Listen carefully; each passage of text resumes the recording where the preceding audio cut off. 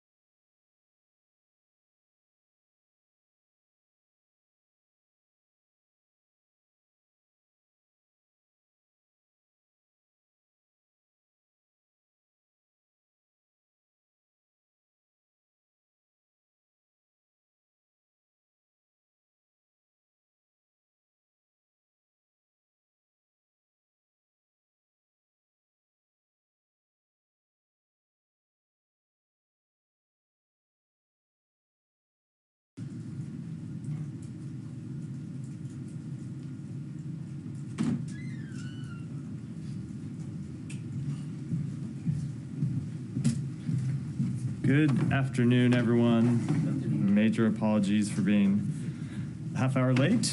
I can make it up for you by having nothing to start with and going straight to Matt's questions. I won't inflict. Not only nothing to start with, but nothing to say. I won't inflict any. I have plenty to say, but I will not inflict any opening comments on you. All right. Can I just start with something which I think you're going to dispatch with pretty quickly? But this guy who's been charged in the apparent assassination attempt of former President Trump over the weekend, did he ever come to the State Department's attention when he was in Kyiv advocating on behalf of both the Ukraine and on behalf of Afghan citizens? And when I say come to attention, did he register with the embassy while he was there, as you asked or suggest that people should do, or did people bring him to your attention, or did he make any contact with embassy officials? Yeah, I will. I'll have to go back and check the answer whether he registered, whether he had any contact with the embassy officials. I'm not aware either in either case. Obviously, we do ask people to register. Sometimes embassies are aware of people traveling inside a country, especially if those people are doing media interviews and otherwise being high profile, even if they don't register with the department. But I'll have to go back and check and see. So you don't know the answer to I don't. I can check. Okay. Thanks. Can you go to Lebanon? Sure. Well, just to begin with, in general, what does the U.S. know about what happened? There have been a series of deaths and injuries, apparently from exploding pagers. Was the U.S. have any knowledge? What does it know now, and when did it know about what has happened? So we are gathering information on this incident. I can tell you that the U.S. was not involved in it. The U.S. was not aware of this incident in advance, and at this point, we're gathering information. And what information have you gathered so far? We'll continue to collect information. I don't have any public readout to give now, but we're collecting information in the same way that journalists are across the world to gather the facts about what might have happened. Obviously, it doesn't take much guesswork who the most likely culprit would be in terms of doing this, in terms of who the enemy of Hezbollah is. Do you have any indications that to doubt that it would be Israel that was behind the... I don't have any assessment to offer one way or other at this point. And I know you're saying that, but in terms of what this means, I mean, there's been for a number of weeks the talk of dialing down, or at least not having a retaliation from Iran over, sort of a tit for tat, if you will. How does this play into it? Is there any message that you're sending to Israel in terms of what to do next, or for that matter to Iran, to Hezbollah, in terms of how to respond to this? So I never want to either comment or speculate about the impact of any one incident, especially in the early stages of an incident, and I'm not going to do so here. That's been our consistent policy to try and avoid doing. I will say that our overall policy remains consistent, which is we do want to see a diplomatic resolution to the conflict between Israel and Hezbollah. We want to see one that allows the tens of thousands of Israelis who've been displaced from their homes and the tens of thousands of Lebanese who have been displaced from their homes to be able to return home, and that's what we are continuing to pursue. I'll let others do. Yeah, Mara. Just a couple of follow-ups on that, Matt. So how concerned are you about escalation now after this attack?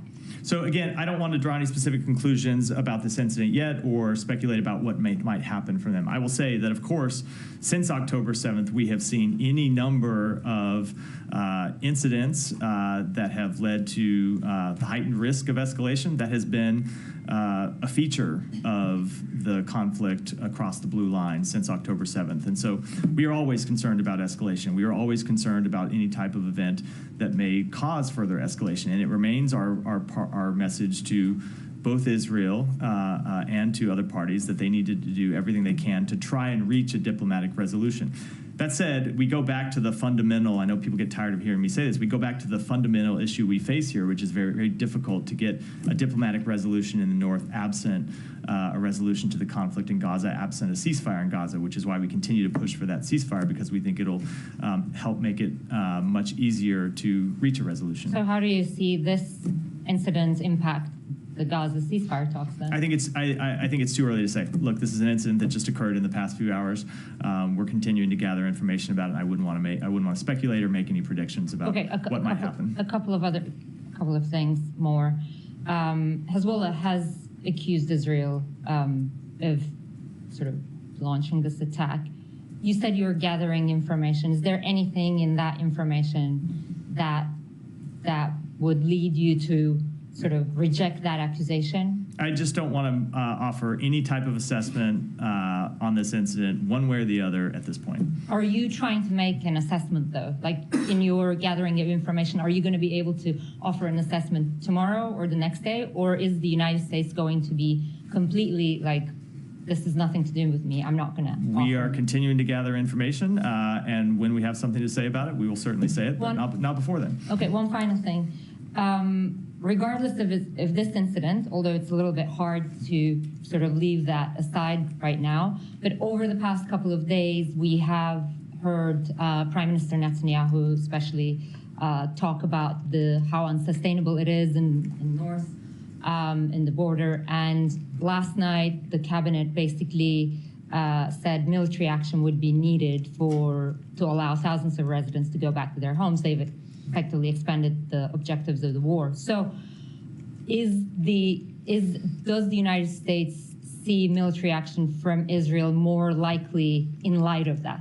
So we agree that it is unsustainable for tens of thousands of Israeli families to be displaced from their homes, just as it is unsustainable for tens of thousands of Lebanese families to be displaced from their homes. All of them need to be able to return home. So then you go to the question of what's the best way to achieve them being able to return to their homes. And it is our judgment that a diplomatic solution is the best way to get them back to their homes. Because if you look at what a military conflict would entail, it's hard to see how that gets those families on either side of their border back to their homes quickly.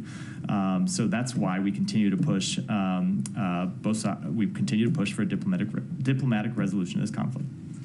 Follow up on that. Go ahead. Can I follow up that? You say you're gathering information. How are you gathering that information? Do you expect to have an independent U.S. assessment to follow on Humera's question? So I don't want to prejudge what we'll say in the days to come. I can tell you what we're doing right now is gathering information through all of the ways in which we usually gather information. And have you been in touch with any Lebanese or Israeli officials? I can't read out every contact that we've had in the last couple of hours. It's only been a couple of hours since this incident happened, but of course we're gathering information through diplomatic channels as well as other channels about this incident. There are reports that the Iranian ambassador to Lebanon was also injured in this attack incident.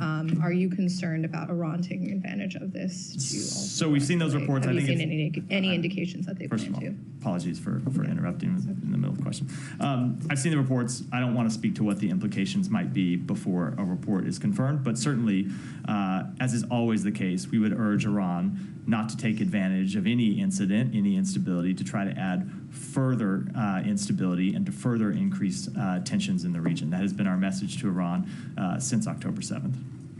Go ahead. Just a quick follow-up, and you offered a line on it, but just to make sure it's airtight. So the U.S. was in no way involved in terms of supporting this operation, offering intelligence.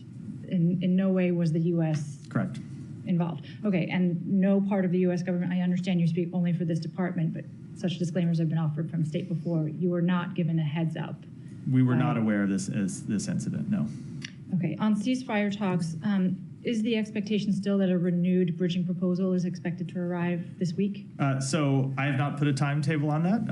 I think I was asked about this a number of times yesterday, and I said I'm not going to put a timetable on when we might put forward a further proposal. We are engaged with, we continue to be engaged with the other two mediators in the conflict, Egypt and Qatar. The secretary is on his way to Egypt right now. We'll be meeting with Egyptian officials about a number of things, but squarely on the agenda is how we get a proposal that we think would secure agreement from both parties. I don't want to put a timetable on when we would put that proposal forward, because ultimately we want a proposal that's going to get to yes, and it's very important that we, as you've heard the secretary say, stop the haggling back and forth. And so when we present a proposal, we want to know it's going to get to yes, and that's the work that we're doing with our Egyptian and Qatari partners this week.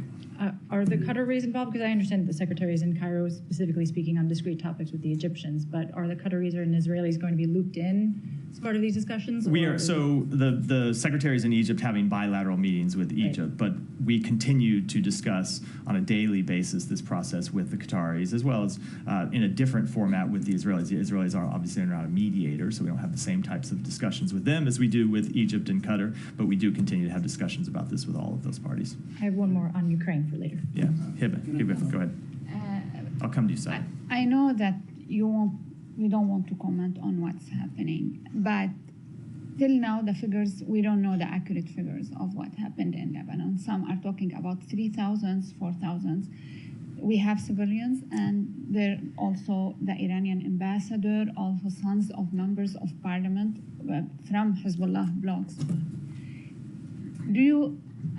The question, do you think that this is a legitimate target for any party to do that, whether it's Israel or someone else? Because there are Hezbollah targets in this, if it's attack or incident or whatever you want to call it. So let me not comment with respect to this specific incident in answering the question, only because there are a lot of reports out that in many cases are not yet confirmed. And as you well know, sometimes in the early hours, the reporting you see in the early hours tends to be somewhat off the mark. It gets supplemented with additional facts as time goes on. So I will just say what we believe are legitimate targets and what are not legitimate targets. Obviously, we believe that civilians are not legitimate targets for any type of operation, and that no country should be targeting civilians. No country, no organization should be targeting civilians. Members of a terrorist organization are legitimate targets for countries to launch operations against. And those are the principles that we hold ourselves to, and those are the principles we expect other countries to uphold in their operations. Okay, Matt, and you were also saying that it's hard to achieve a diplomatic solution on the northern front between Hezbollah and Israel unless we have a ceasefire in Gaza. This would be more helpful. Also, Hezbollah is saying the same, but the Israeli wants to change the situation, the current situation. They don't want to go to October 6th. They want to change the current situation, not the same way it was before October 7th. Do you support that? So what do you mean, in what way do you mean they want to change In the what situation? way they don't want Hezbollah fighters on the borders? They want a buffer zone. Are you able to achieve that? So we do want to see Hezbollah fighters withdraw from the border and agree to the parameters of the UN Security Council resolution that was passed some time ago, which they have been in violation of. So we do want to see that. That is absolutely true and has been our policy for some time. And I would just note that with respect to one of the reasons it's so hard to get a diplomatic resolution without calm in Gaza is that's what we've heard the head of Hezbollah say many times, right? He has made clear that as long as the conflict in Gaza continues, they're going to continue to launch missiles and rockets and drones across the border at Israeli villages, Israeli towns, and so that is the impediment that we face, and we very clearly take him at face value given the actions that Hezbollah has shown to be true over the past 11 months. It doesn't change what we have to do and what we're trying to do, and we'll continue to stay focused on. One more question on this, but the Israeli argument is that we cannot, if we keep the situation as it was on October 6th, we cannot prevent another October 7 from the northern borders. Do you believe this is an accurate assessment by them? So certainly we want to see a long-term resolution to the security situation that Israel faces in the north of Israel, and we want to see a long-term solution to the insecurity that civilians in southern Lebanon have faced. And so you look at this in stages, right? The first thing that we want to get is a ceasefire in Gaza. You heard me talking about that for the last few minutes because we think that would allow us to unlock a diplomatic resolution across the blue line. We would like to see, as part of that diplomatic resolution, a cessation of hostilities. And then ultimately, we would like to see some kind of long-term diplomatic resolution like those that have been reached in the past and at times have broken down. I'm not going to get into the details because those are the things that we would have to negotiate, but it all starts with a ceasefire in Gaza, and that's what we're working on. But to answer your question fundamentally, we don't want to see a situation where Israeli families in northern Israel are living in constant fear of their lives from terrorist attacks. We do want to see that situation change. The question is how you get there, whether you get there through a diplomatic resolution or whether you get there through military action, and it continues to be our firm belief that the best way to do it is through a diplomatic resolution. Matt, a follow-up on this too. I promise I'd come to you, then you, Michelle. Go ahead. Again, as Heba said, you don't want to talk about it because you don't have any assessment yet, U.S. assessment, but things on the ground are moving. Hezbollah already is accusing Israel of of considering this incident as an attack. The Israelis are putting their relative forces in high alert. There are some reports that Israel will declare soon that the Northern Front is the main front in this war. Do you still believe that your influence is capable of holding this conflict from not exploding into a regional war? Because it seems that it's slipping from your So hands. it is not, I understand why you posed the question to me. It's not just a question for the United States. It is a question for every party in the region. Of course, it's a first order question to Israel. It's a question to Hezbollah, but it is a question to all of the other countries in the region about what type of region that they want to live in. So the United States is going to continue to push for a diplomatic resolution. We're going to continue to talk to our partners in the region about the need to avoid any type of steps that would avoid escalation of the conflict. But ultimately, as is always the case, this is a question for parties in the region and what kind of world and what kind they want to live in and what kind of future that they want to have. We continue to believe that the solution to the situation in Gaza, the situation across the blue line, the broader instability that the region faces is to tone down the rhetoric, tone down the tensions, tone down the hostilities, get a ceasefire in Gaza, move to a diplomatic resolution in the north, and set the conditions for broader regional stability. But that requires actions not just by the United States, but by parties in the region who have some agency of their own. But, I mean, you say it's not a question for the United States. No, it's not just one for us. I know why we get these questions, but the countries and entities in the region have agency too for the decisions that they make. And so we will continue to impress upon them what we believe is in their interest and what we believe is in the interest of the region. But these are decisions that countries in the region have to make and entities in the region have to make for themselves. But don't you see that you are putting your both hands on this conflict and not allowing somebody else to take any actions to pressure Israel? You're not allowing the UN Security Council to put any pressure, any other countries or international agency in the world who will criticize Israel with an action. You will go against it. So you are actually holding this conflict with two hands and not allowing others to act. So first of all, I think the evidence of the past 11 months would very much contradict the idea that we can prevent any country in the world from criticizing Israel, because there has been inordinate criticism of Israel. There have been resolutions passed at the UN. Countries are free to take the steps that they want, and you have seen a number of them across the world do that. As for other countries, look, we are involved in this because we see it as our responsibility as one of the world's powers to try and get involved and reach diplomatic resolutions and try to bring stability. We would welcome other countries' involvement in trying to tone down tensions. We would welcome the involvement of other countries in trying to reach a diplomatic solution, either to the conflict in Gaza, as we've seen with Egypt and Qatar, directly engaged as mediators, or to the situation in the north. There is, in many cases, a paucity of other countries willing to step up and take that job. Matt, on this one, You would welcome Iran. We would certainly welcome Iran stopping funding terrorist organizations that are behind these attacks and behind much of this instability. Look, if Russia, let me say China, we've been very clear on a number of times that we would welcome their positive involvement. With Russia has this burgeoning security relationship with Iran. If they were to use that influence with Iran to tell them to tone down their support for terrorism, we would absolutely welcome it. Now, I don't think that's going to happen, but we would certainly welcome taking those steps. Just to make the point, I mean, to play devil's advocate here, when those countries tell you that maybe you should do something by toning down your support for Israel, you say, no, that's just not going to happen. Look, right? we obviously have a different assessment of what's productive and what's not. Go ahead. going back to Lebanon, you said that you consider targeting terrorists as a legitimate act. Then Hezbollah is a terrorist organization by the U.S. Does that mean that you support such operation that happened today and that targeted Hezbollah? So again, when I gave that answer, I said I want to be very clear that I'm not answering with specific with any specificity regarding this incident because we're continuing to gather facts on it. But in general, yes, of course we support operations to target Hezbollah militants who continue to launch terrorist attacks against civilians. Israel has a right to defend itself against terrorism and a right to carry out legitimate attacks against terrorists, not civilians, but terrorists. So as a general proposition, yes, of course.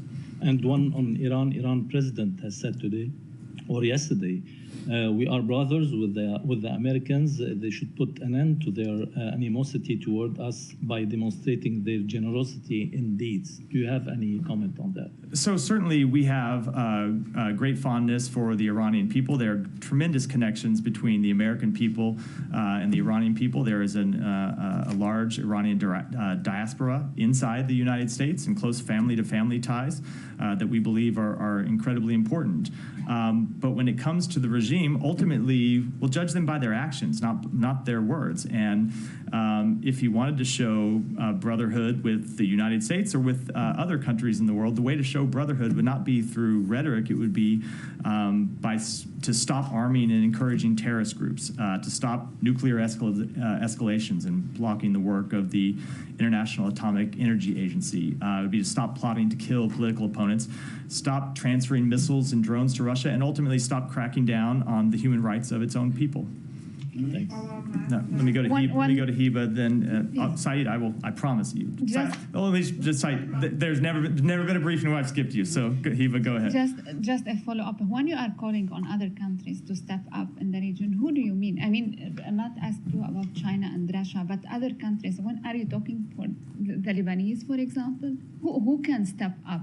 So my answer to that would be we would welcome any country that would play a positive role in trying to calm tensions in the region. So every country has different roles that they can play. Obviously, let's give you some examples. Egypt and Qatar are playing a direct role in trying to mediate the conflict in Gaza and reach a ceasefire. Other countries at times have been incredibly useful in delivering messages to Iran that it should refrain from any escalation. And we would encourage any countries in the region or outside the region for that matter to play productive roles in trying to de-escalate tensions.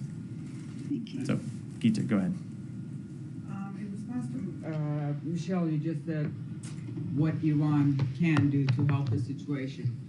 The Iranian president also said that he was willing to go back, adhere to the JCPOA.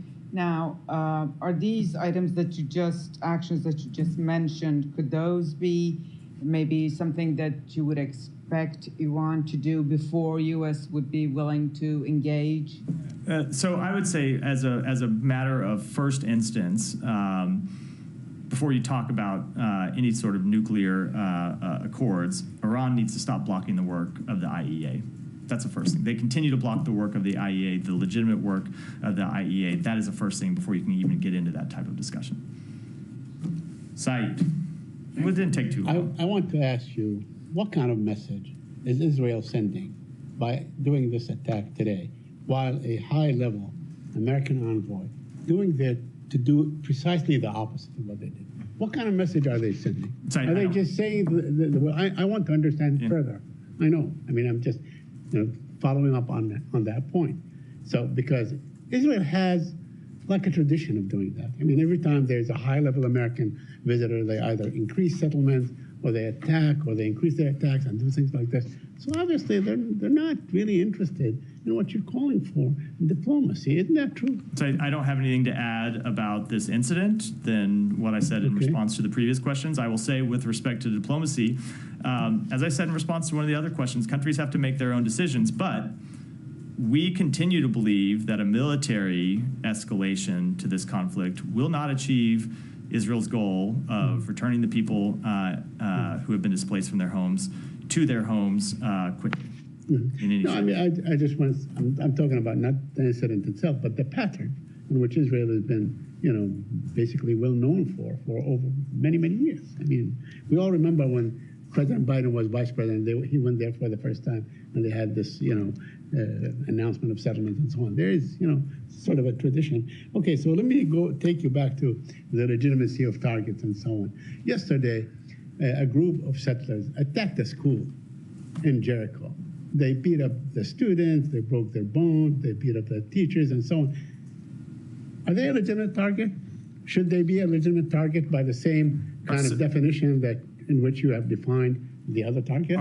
Are civilians who the settlers attacking legitimate targets? Absolutely No, not. I am Of course saying not. the settlers who have attacked the civilians. The settlers should be. Should the settlers be a legitimate target? The settlers should be held accountable through law enforcement means, Saeed. I'm Not asking, through, but- hold on, not through any type of extrajudicial process or military process. They should be held account by law enforcement, which is what we would say about any type of violent attacks on individuals. That the law enforcement ought to hold them accountable to the full extent of the law.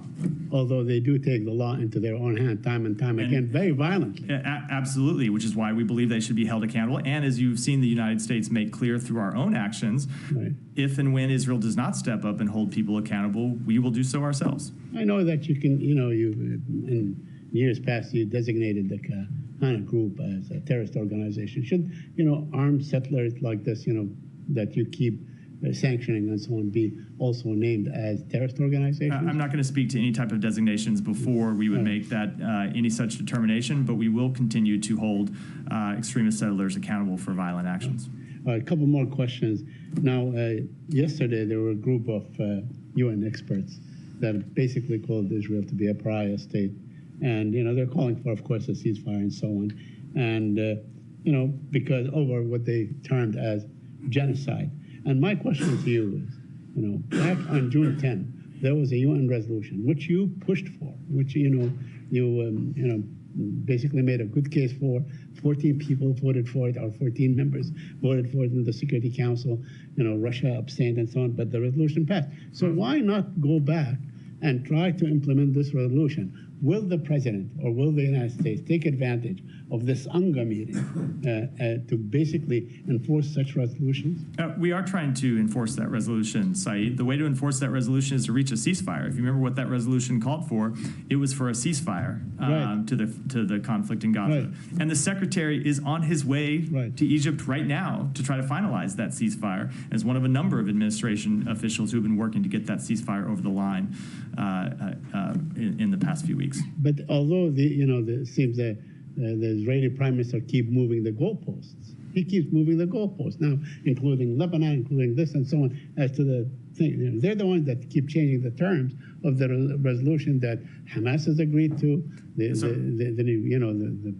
mediators have agreed to, and so on. So while I'm not going to negotiate in public, Saeed, I think it is well known, it's been well reported, and I've spoken to it from here that we have seen Hamas make additional demands through this process. And finally, I know you said that you don't want to talk about a timetable as far as the new proposal is concerned and so on. Is it likely to occur between now and the gathering in New York next week? When I say I don't want to give a timetable, I mean it.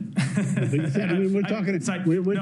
When I said I'm not going to give a timetable, I'm not going to then come. We're not talking about time. We're talking 4 or 5 day timetable, and I very much mean. We're talking about the venue. Maybe they would take advantage. A venue that is time bound. So no, I'm not going to make any predictions. Now, can we go back to the Secretary's travels? Can you help us understand why he's not going to Israel on this trip, given every other trip to the region since October 7th he has? So I'm not going to speak to where and where he might fully go, because obviously he's on the trip. And sometimes we do add stops, which is not to say that we will be heading on to Israel. It's not something he intends to do now. He is traveling to Egypt for a couple of specific reasons. One, because we want to conduct this strategic dialogue with Egypt, something that we have been planning for some time. We have a number of important bilateral issues with Egypt that we want to discuss in the context of that dialogue. But two, there are some issues that we need to engage with the government of Egypt on as it relates to this ceasefire proposal that we are trying to bring to fruition. So that's why we're moving to. That's why he's in Egypt. They're one of the mediators. We have some discrete business to do with them when it comes to this proposal. I think it's important to do. And you didn't see it as important to then go to Israel and continue to try to build political pressure around this deal? The proposal is not ready to present to Israel at this point, so it would be premature to be presenting such a proposal or doing any other diplomatic engagements around it before we have it ready. And then one more on the American killed in the West Bank. Has the Israeli government identified which unit in the IDF was responsible for her killing yet? I don't know if they have. I'm not aware if they have. They may have to other people inside the department. I'm happy. Is the U.S. pressing them for this information to be able to conduct your own sort of assessment, whether U.S. weapons were involved, for example? We are pressing them for a full, transparent investigation. Obviously, as part of that that investigation, it would include the unit. I don't think this is information that would be ultimately difficult to come by. And without saying what we will or won't do, obviously, whenever there are any type of incidents such as this, it is the type of thing that we conduct our own assessments when it comes to fulfilling our own obligations under U.S. law. Is there any sense that it could be anything but a U.S. weapon given the number of weapons that are given to the IDF? I don't think I can say one way or the other when there's an ongoing investigation. Yeah, go ahead. Ukraine, unless there's other Middle East. Yeah. This morning, Ambassador Linda Thomas-Greenfield described President Zelensky's victory plan. First, she confirmed that the U.S. has seen it, and she said it lays out a strategy and a plan that can work. I just want to confirm first that Maine State Department has also seen the plan and shares this view. We were briefed on elements of the plan when we were in Kyiv last week, and yes, we share the Ambassador Thomas-Greenfield's assessment. As President Zelensky has said, he looks forward to presenting that plan in detail to the president in the coming days and weeks, and I think we'll await that meeting before offering any kind of further conclusions about it. Is there a timeline associated with the implementation of the plan? I think I ought to let President Zelensky, whose plan ultimately this is, speak to the details of it. Okay, and on the question of Ukraine's use of long-range American-provided missiles in Russia, Secretary and Foreign Secretary Lamy said that discussions would continue during the UN General Assembly next week. First, want to confirm you have no policy announcements to make today regarding that. So if indeed this decision hasn't been made and hasn't been made tacitly, is it the U.S. view that the Ukrainians don't need this capability urgently enough that it merits additional weeks of discussion? I don't think you should draw any conclusions about us conducting the type of deliberate process that we have always conducted when it comes to providing Ukraine the tactical assistance they need, providing the capabilities that they need to win this war. The Secretary spoke to this, and well, you were on the trip, you don't want to hear me repeat what he said about how we have to be deliberate and careful, and ultimately make sure that with everything that we provide them, there's a strategic rationale for doing so, and so we continue to engage in that process with them. Absolutely, but you and the Secretary have described this as a critical point for the Ukrainians, a pivotal point on the battlefield as well. So there's no concern about the length of this deliberative process regarding this one policy. No. As you've heard the Secretary of Defense say, there is no one capability that ultimately by itself is the magic wand that is decisive in this conflict. There are a number of different capabilities that taken together can help Ukraine win this war, and that's what we continue to provide them, and we will continue to assess whether there are additional capabilities, additional tactics, additional techniques that we ought to provide to them, and when we assess that it is in their interest, in the interest of the United States to do so, we'll do so. And just one additional point of attempted clarification. Is it the U.S. position that other Western countries who have provided long-range weapons to Ukraine should wait for consensus before they greenlight the use of their own weapons by the Ukrainians? So those are conversations that we have privately, and I think I'll keep those conversations in private diplomatic channels.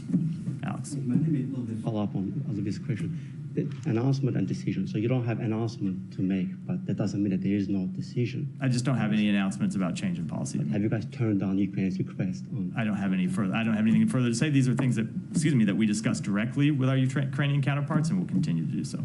But the Secretary said in Kyiv, and also you repeated yesterday, that you guys want Ukraine to win. How do you expect them to win with one hand tied behind? We expect them to win by continuing to provide them the billions of dollars in security assistance that we have provided them since the outset of this conflict, the type of security assistance that, along with brave Ukrainian fighting, has led them to recapture a majority of the territory that they lost to Ukraine in the early days of the war. Lost to Russia, excuse me, thank you, Matt. That they lost to Russia in the early days of war, the capabilities that have led them to win the battles of Kyiv and Kharkiv and Kherson, and have led them to push Russia back from the Black Sea. Those are the types of policies that have shown success that we will continue to pursue. Thank you. We just discussed Iran minutes ago. Russia's Shoigu happened to be in Iran today. Do you have any evidence that the missiles that they have provided have been used on the battlefield?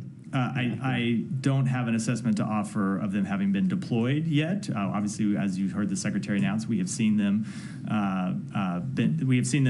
be delivered to Iran. I do not yet have an assessment. Russia, man, I'm all over the place. To Russia, I do not yet have an assessment of them having been used on the battlefield. And I also want to follow up on what you just told my colleagues about Iran's capabilities, nuclear capabilities. We have seen reports that some of them are very compelling, suggesting that Iran might have nuclear capabilities before the end of this administration. If that's true, why should we trust any word coming out of the Iranian president's mouth? So give me a break with it if that's true. So you're going to take a report that has not been verified and say if that's true? It continues to be our policy that Iran will not get a nuclear weapon, and we are committed to that. Thank you. I have one more on Georgia, if I may. Let me go, only because we're short. Let me go. Thank you. U.S. has imposed sanctions on the Chinese Research Institute and several companies involved in supplying Pakistan ballistic missile program. And this is not the first time such sanctions have been imposed. What are the real reasons and concerns? So the United States is committed to strengthening the international non-proliferation regime by taking action against networks supporting activities of proliferation concern. We have been clear and consistent about our concerns with Pakistan's ballistic missile program for many years. The executive order action that was taken last week follows our October 2023 and April 2024 designation of 6 PRC entities and 1 Belarusian entity that have worked to supply Pakistan's missile program, as well as the listing of numerous Pakistani and third country entities on the Department of Commerce entity list for decades. So you called Pakistan a partner fought with the United States in war against terrorism, sacrificed more than 80,000 lives and infrastructure worth billions of dollars, and still paying a price after they pull out of American forces from Afghanistan. And in return, it gets sanctions on its ballistic missile program, which is very essential for its defense capabilities. And these are the thoughts of the foreign ministry when I spoke with them this morning. Yeah. And they also said that Pakistan considers this action biased and politically motivated. What is your thought on that? So Pakistan has been a long-term partner of ours, and I think what this action shows is that there continue to be places where we have disagreement, and when we have disagreements, we won't hesitate to act on those to protect America's interests. It has been our long-standing policy to deny support to Pakistan's long-range ballistic missile program, and we will continue to use our sanctions and our other tools to ensure our national security cannot be impacted, and that the U.S. financial system cannot be used by proliferators. Go ahead. Thanks, Matthew. What's the Secretary's reaction to the House Foreign Affairs Committee doing a markup of a resolution to hold him in contempt of Congress for not complying with the subpoena to appear before the committee related to its report about the withdrawal from Afghanistan? So we continue to not understand why the committee has chosen to take this step. As I said in response to a question from Matt yesterday, the Secretary has testified 14 times before Congress on Afghanistan. 4 of those times have been before this committee, including one appearance that was exclusively focused on Afghanistan. That was the sole subject of the hearing. We cooperated with their investigation into Afghanistan, provided them with documents, provided them with witness interviews. And we have tried to accommodate their request for a hearing. They asked for a hearing this Thursday. Obviously, the Secretary is traveling, trying to advance a ceasefire. He's not able to be there because he's doing the important business of the United States. But we've said we would make the Deputy Secretary available, and we have offered the Secretary to appear at a later date. And so we wish later date. These are negotiations that we have with the committee, but we've offered a later date when he's not traveling overseas, conducting important foreign policy interests of the United States, or otherwise engaged in these critical meetings that he has to do on behalf of the country. We have offered his testimony, and if they're fixated on this date, we have offered the testimony of the Deputy Secretary, and we wish that they would take yes for an answer rather than moving to this extraordinarily unnecessary and unproductive step. But he will show up for a hearing. You guys are not fighting the subpoena in court. They have.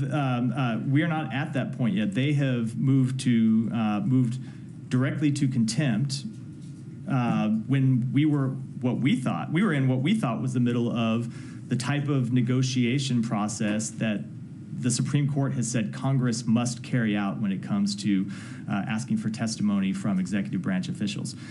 They asked for his testimony. We told them that we would engage with them on a date. They sent a subpoena. We told them that he was traveling to work to try to secure a ceasefire on the date of their subpoena, but we would be happy to accommodate them in other ways. And they, for some reason, have moved to this extreme step. I can't explain it, but we will continue to make clear to them that we will accommodate their legitimate oversight interests to the extent we can. But when it comes to just picking one date and saying the secretary has to be here when he has for some time planned to travel overseas to try to advance the foreign policy and